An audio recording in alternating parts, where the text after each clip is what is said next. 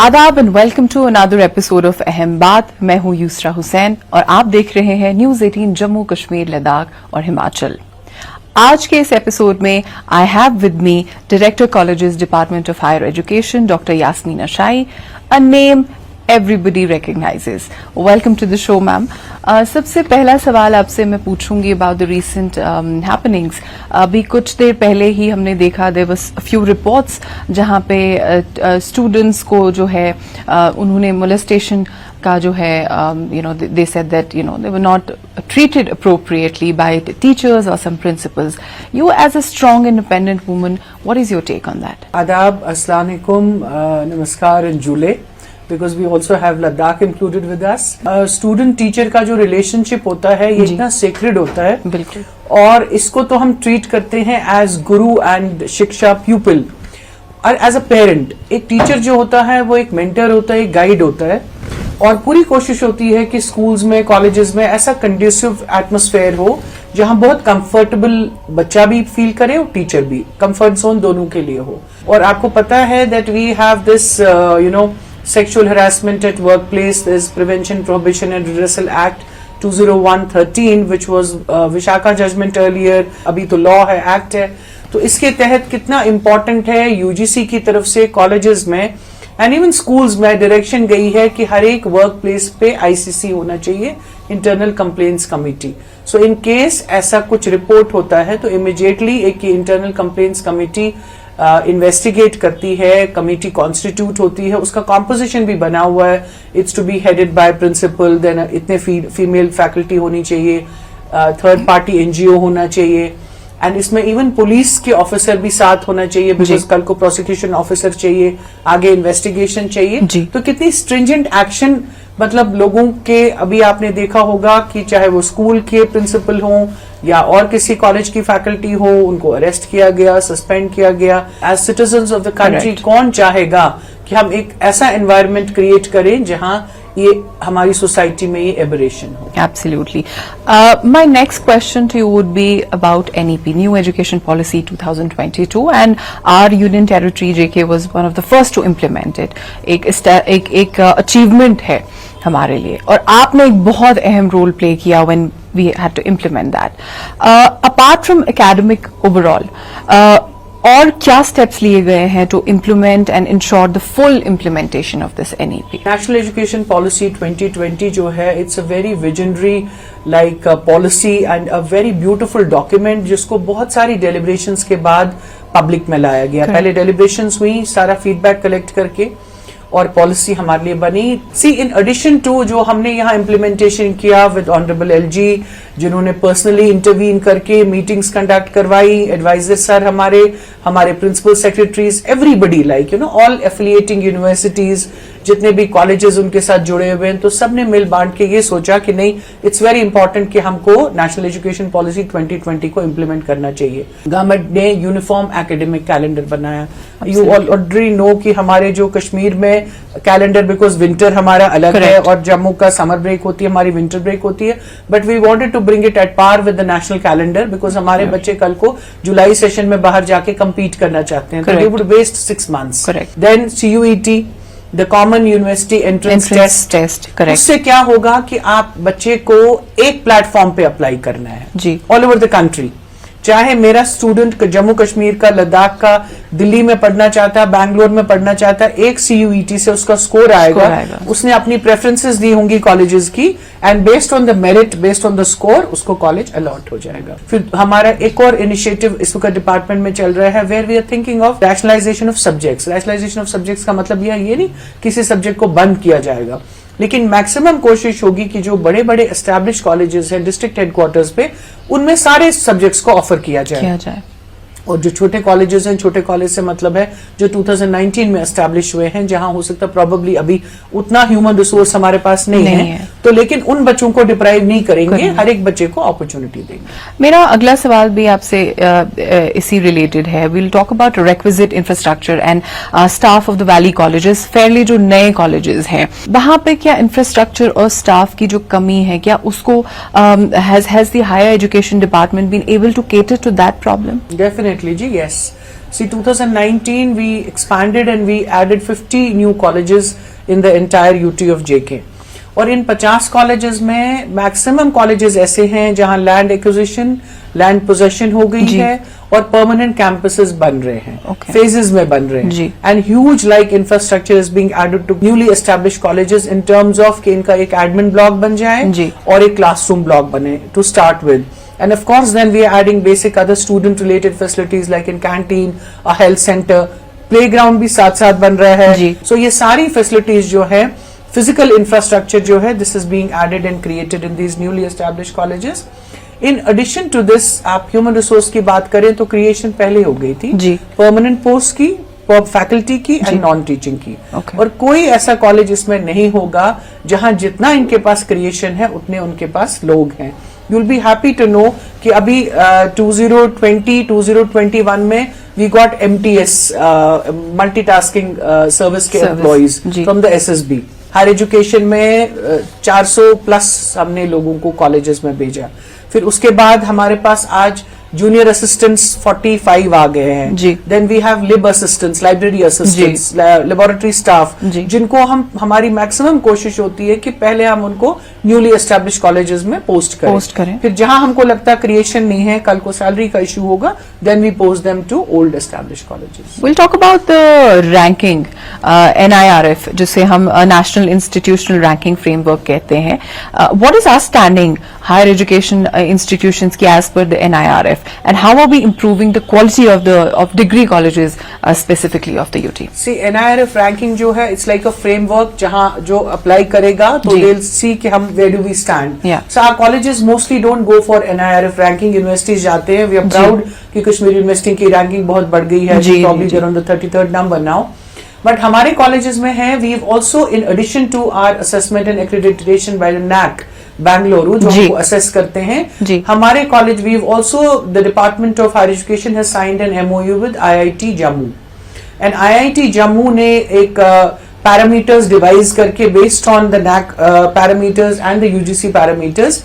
So we will assess our colleges and our colleges will be ranked also according to those parameters. But I'm sorry, my next question, and I'd like to add a point here कि NAC की आपने बात करी. NAC की ranking जो है for some of our oldest and most prestigious colleges of Srinagar city, ranking थोड़ी decline हुई है. Could you tell us why? Actually, assessment and accreditation is a continuous process. ये 5-5 साल के लिए चलता है. See, if I talk about city colleges, तो city colleges अब phase 3 में है.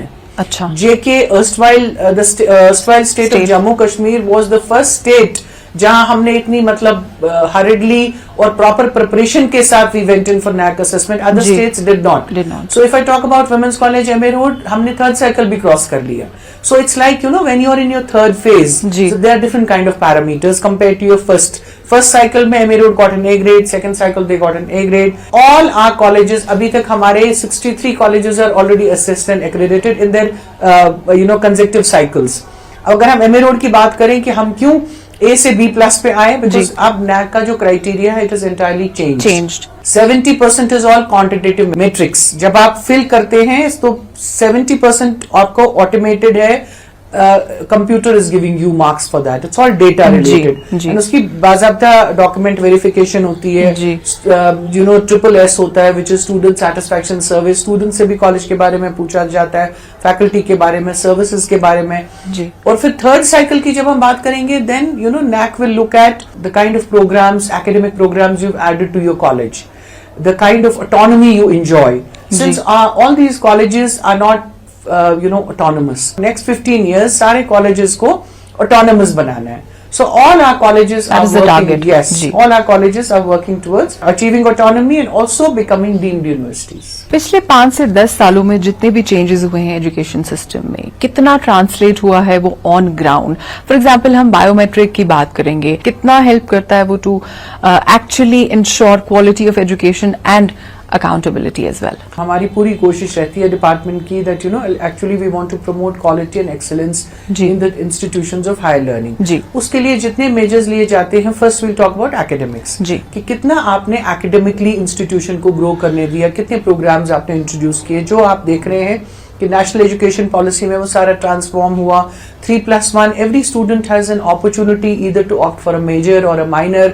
फिर multidisciplinary, then we have ability enhancement courses, then we also have skill courses, then we also have value added courses. So academically it's like बहुत सारी improvements हुई हैं. Then अगर आप बात करेंगे integration of technology, because now we are talking of flipped classrooms. हम blended form of learning की बात करते हैं. कोविड ने हमको ये भी सिखाया बिकॉज ऑनलाइन एजुकेशन हो गई. बिल्कुल. और हमने अब सीखा पोस्ट कोविड, हमने ये सीखा बिकॉज नेशनल एजुकेशन पॉलिसी 2020 में 40% बच्चा मूक कोर्सेज के थ्रू अपने क्रेडिट्स गेन कर सकता है. So it's only 60% of like for the student to come to the college. Physical appearance. Yes. So this is integration of technology, जिससे हमारी क्वालिटी बहुत इंप्रूव हुई एंड वी स्टार्टेड एक्सेलिंग. फिर अगर आप बायोमेट्रिक की बात करते हैं, definitely see I am all with this. आप बोलेंगे क्यों? पहले जब हमने बायोमेट्रिक स्टार्ट किया तो बड़ा अच्छा स्टार्ट रहा, लेकिन इन बिटवीन फिर कोविड हो गया. फिर रिस्ट्रिक्शंस आई कि लोगों को you not suppose to use your finger, खतरा था. फिर हमने रेटिना का रिकग्निशन स्टार्ट किया.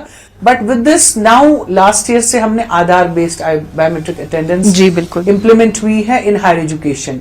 And click of a button पे डैशबोर्ड पे द डिपार्टमेंट जिनको भी एक्सेस होती है वो देख सकते हैं कि आज हमारे कितने बंदे टोटल रजिस्टर्ड हैं. सपोज 5000 फैकल्टी, आज कितने प्रेजेंट हैं, आज कितने एब्सेंट हैं. Exact time of their arrival in the college, exact time of their departure. See when I leave my office usually after, मैं यूजुअली 6:30-7 o'clock जाती हूँ, लेकिन it is a meeting so मैं भी अपना टूर डाल के रिमार्क्स में लिखती हूँ that I have a meeting with the district administration.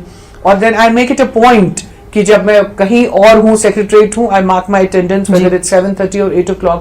See it adds to, मतलब इससे मेरे को कोई मतलब एज एन इंडिविजुअल कोई मेरा ईगो हासिल नहीं है, कोई मेरी इज्जत इससे कम नहीं हो रही है. I think it's probably also making yourself accountable. So there is a system of like putting your leaves, getting it approved by the concerned authority.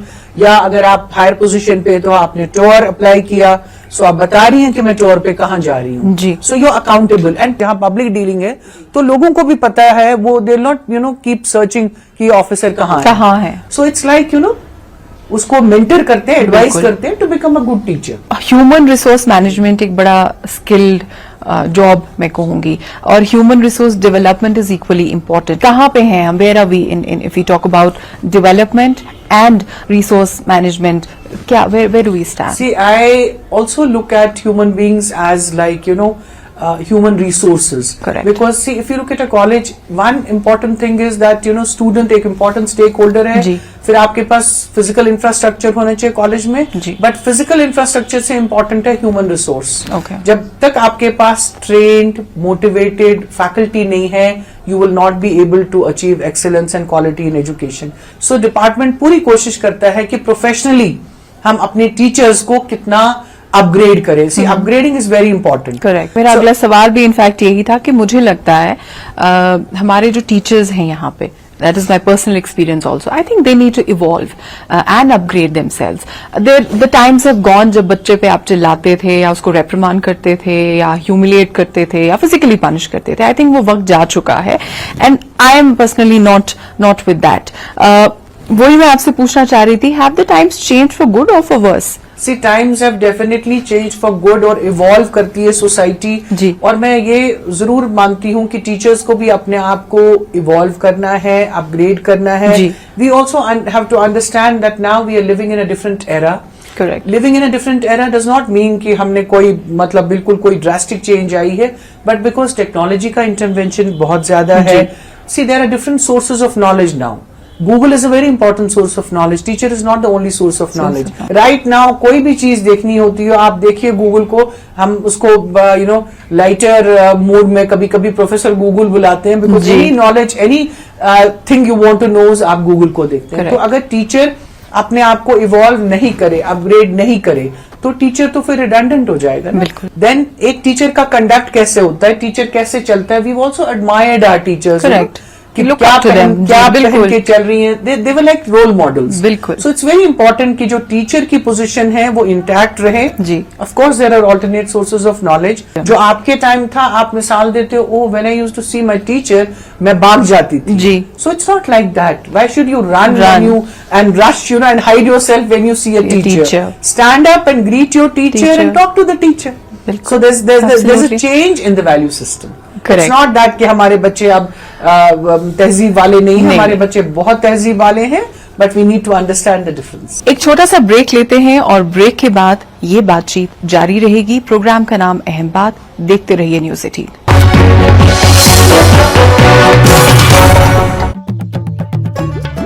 खुला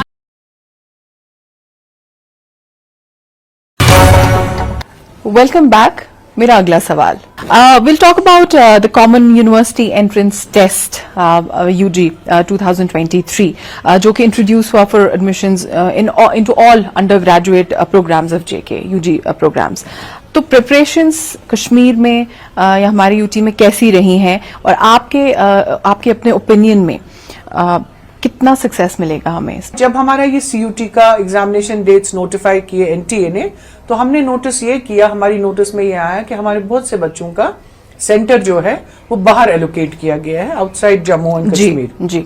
ऑनरेबल एलजी उन्होंने बहुत इंटरवीन करके, हमारे एडवाइजर सर ने, हमारे principal secretary ने, they had 1-to-1 contact with NTA और UGC phone करके, but this is not possible, students के नॉट ट्रैवल आउटसाइड, और मैक्सिमम हमारे फिर जो बच्चे हैं उनको सेंटर्स एलोकेट किए गए within their own divisions, whether Jammu का जम्मू और कश्मीर का कश्मीर। मैं आपको ये भी बताऊं दैट पर्सनली हमने प्राइवेट सेंटर्स जो थे, वेंडर्स जिनके पास system, because this is an online examination और इसमें कॉन्फ़िगरेशन होनी चाहिए, i3 सिस्टम्स पे उनका सॉफ्टवेयर चलता है, तो हमने private vendors, private centres identify उन्होंने करके दिए हमको, उनको रिक्वेस्ट की कि आप अपने डेज बढ़ाइए, स्लॉट्स बढ़ाइए, टाइम बढ़ाइए, सो दैट एक दिन में हम मैक्सिमम बच्चों को कवर कर सके, बिकॉज ये मैं आपको बताऊं 85,000 स्टूडेंट्स है रजिस्टर्ड। सो मैक्सिमम कोशिश ये रही कि जो बच्चे हैं उनको ये दिक्कत ना हो। आई think that's a great step. कई लोगों को इसमें राहत भी मिलेगी, बहुत राहत मिली। अच्छा, ओवरऑल जो एजुकेशन सिस्टम है, आप यू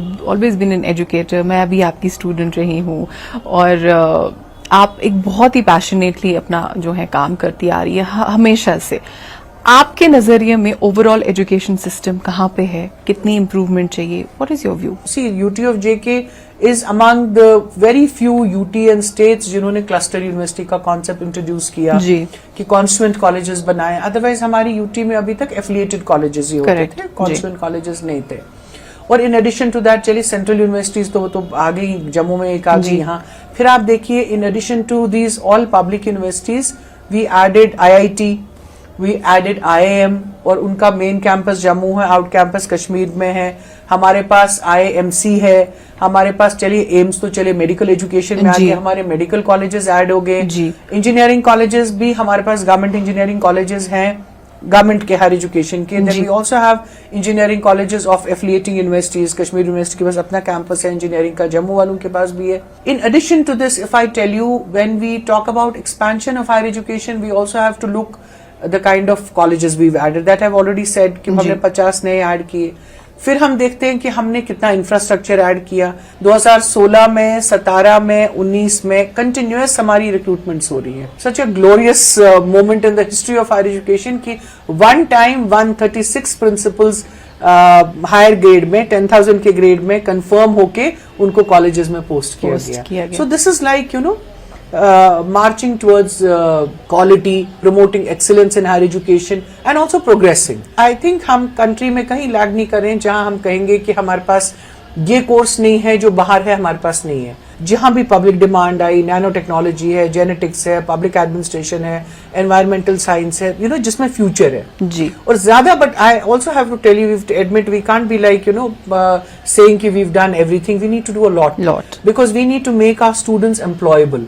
स्किलिंग का कंपोनेंट हमारा थोड़ा कॉलेजेस में कम था, बट नाउ हम टाई अप कर रहे हैं एकेडमिया इंडस्ट्री लिंकेज थोड़ी कम है जी। बट हम कर रहे हैं पूरी कोशिश कि हमारे बच्चे प्रोजेक्ट्स करें, इंटर्नशिप्स करें। आप देखें हमारे बच्चे जो है अब कितने उन्होंने ऑन देयर ओन इनिशिएट करके अपने स्टार्टअप्स कर रहे हैं। करेक्ट, वो इनिशिएटिव लेना अपनी तरफ से is also a big step, Very क्योंकि true. सबके लिए स्टार्टअप करना आसान नहीं होता, उसमें बहुत मेहनत लगती है ऑन डिफरेंट फ्रंट्स, और फिर भी हमारे बच्चियां ये कर रही हैं, so I think that's quite appreciable. But हमारा education system to the rest of the country, तो कहाँ देखती हैं आप उसे? But I also have to tell you that when we are talking about startups, हमारे डिपार्टमेंट ने इनिशिएटिव लिया to introduce entrepreneurship within our colleges. हमने एंटरप्रेन्योरशिप सेल्स बनाई हैं। इट्स लाइक इन मिनिस्ट्री से हमको उसका सपोर्ट मिला है जी। And also robust research ecosystem in our colleges, because when we introduced 3+1 we realized कि हमको ऑनर्स में अगर बच्चे का CGPA 7.5 से ऊपर होगा, वो अपना इंटरेस्ट अगर होगा, he or she can get into research. We are also trying that colleges, well established colleges get recognized as research centers so that our students can also do their PhDs through our colleges. So that is important. Then also I have to tell you कि जो हमने ये की EDC की बात की, आप देखिए कितने अवेयरनेस प्रोग्राम्स कॉलेजेस में होते हैं ना। We are promoting this entrepreneurship जी। इनोवेशन सेल्स हैं कॉलेजेस में जो बच्चों को हेल्प करते हैं। Now if you talk about comparison, अगर आप लिटरेसी की बात करें, आप देखिए फीमेल लिटरेसी कितनी ऊपर जा रही है। मैक्सिमम कॉलेजेस में देखिए कितनी फीमेल स्टूडेंट्स हैं, कहीं तो ratio, all our colleges are coed colleges now. But if you talk about comparison,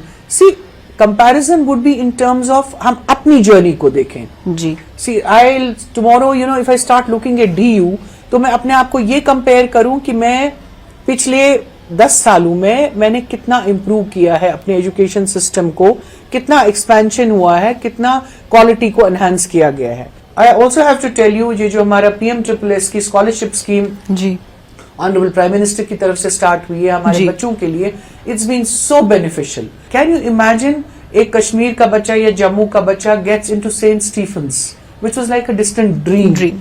अब मैं सेंट स्टीफेंस की बात कर रही हूँ because I am again telling you, because we match our standards कि हम कहाँ हैं और वो इंस्टीट्यूशंस कहाँ हैं, या DU के बाकी कॉलेजेस।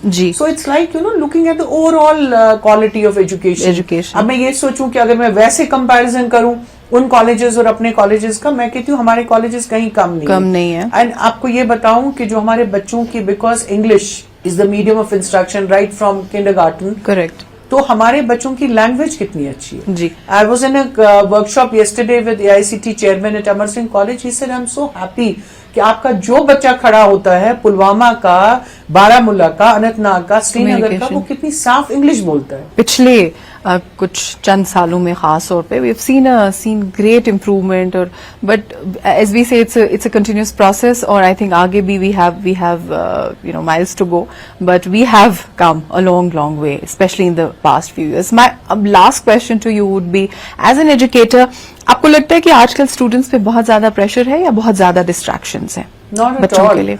कोई प्रेशर नहीं है, डिस्ट्रैक्शन ये है, अगर आप टेक्नोलॉजी को डिस्ट्रैक्शन कहेंगे, which is actually not. If we train our students, counsel them and tell them कि कितनी advantages हैं जो उनके पास इलेक्ट्रॉनिक गैजेट्स उनके हाथ में हैं, या जो ऑनलाइन सर्विसेज हैं, हमारा ईज ऑफ लिविंग, ये कितना ऑनलाइन सर्विसेज ने हमको कितनी हेल्प की है। और ये वो अलग जमाना था जब हम अपने स्टूडेंट्स को बोलते थे, if you remember, you are not suppose to carry mobiles to your college. See now everything is on your tab, everything is on your gadget phone, which is in your hand. अगर आप किसी बच्चे को बोलते हो, कहते हैं मैं अपना टाइम टेबल देख रही हूँ। So like it's not kind of a distraction, but of course I have to tell you that parents को बहुत काउंसल करना है अपने बच्चों को, because it can also lead to other things, and we can't be complacent and be saying that no, हमारे society में कोई बुरी चीज नहीं है. We are seeing the kind of drug menace we are getting into, so we need to counsel our students, because ये भी है. When I sit in this SP College campus, तो मैं बहुत बार बाहर निकल के बच्चों से बात करती हूँ, बताओ आजकल बच्चों में पेशेंस क्यों नहीं है, आप इंटॉलरेंट क्यों नहीं हो, क्यों? तो फिर बच्चे बताते नहीं madam actually it's not that, but one of the student told me actually madam if I tell you my parents have no time for me. I said why? मैंने कहा नहीं, उसमें आपका फॉल्ट भी है, बिकॉज सी वो पेरेंट्स कमा रहे हैं. आई अंडरस्टैंड कंपटीशन में पढ़े हैं या नहीं पढ़े हैं, लेकिन you also need to go and speak to your parents in the evening and tell them, give me half an hour. Quality time is more important than quantity time. So I don't think so. उस लिहाज से कोई pressure है बच्चों पे. See, if you look at our education system, it's become so flexible. Flexible now, yes. आप एक certificate course के 1 साल के बाद एग्जिट ले लीजिए, जी। do whatever you want to do, earn or pursue your passion. जी, तो उसके बाद you can get back to your degree again. Degree again. You can do your diploma, you can do your advanced diploma, you can do your degree. So there's no kind of pressure. But of course, piece of advice, I'm also a parent for my dear parents, is that it's very important that they need to speak to their children. Discipline करना बहुत important है. Absolutely. See, our parents have disciplined us and we are extremely thankful to them and of course to Correct. Almighty कि हम we've become socially productive individuals. जी। Over sensitivity लेके दुनिया में क्या करना है? हाँ बिल्कुल. कई पेरेंट्स होते हैं जो जी। ये कहते हैं हमारे बच्चे को ना हम खुद कुछ बोलेंगे ना किसी और और आप को भी नहीं बोलने बोलिए देंगे। टीचर्स को जी इनके साथ कोई बात ना करे, ये बड़े सेंसिटिव हैं. जी। You need to maintain the emotional quotient of your child. Correct. Even as an individual, as an adult, I need to balance my emotional quotient. बिल्कुल। किस बात पे मुझे रोना है, किस बात पे मुझे रिएक्ट करना है, किस सिचुएशन को मुझे कैसे हैंडल करना है. I think we need to train our students and we need to help them to handle those situations. हम कहेंगे नहीं जी मेरे बच्चे को हाथ ना लगाएं, मारेगा कोई नहीं बच्चे को, but you need to speak to your child. Absolutely. That's very very important. Thank you so much for speaking with us, ma'am. It was an absolute pleasure, like always. Thank you very much. और यहाँ पे we're going to end the episode. अगले episode में आपसे फिर बात होगी. आप देखते रहिए न्यूज 18 जम्मू कश्मीर लद्दाख हिमाचल. मैं हूँ यूसरा हुसैन.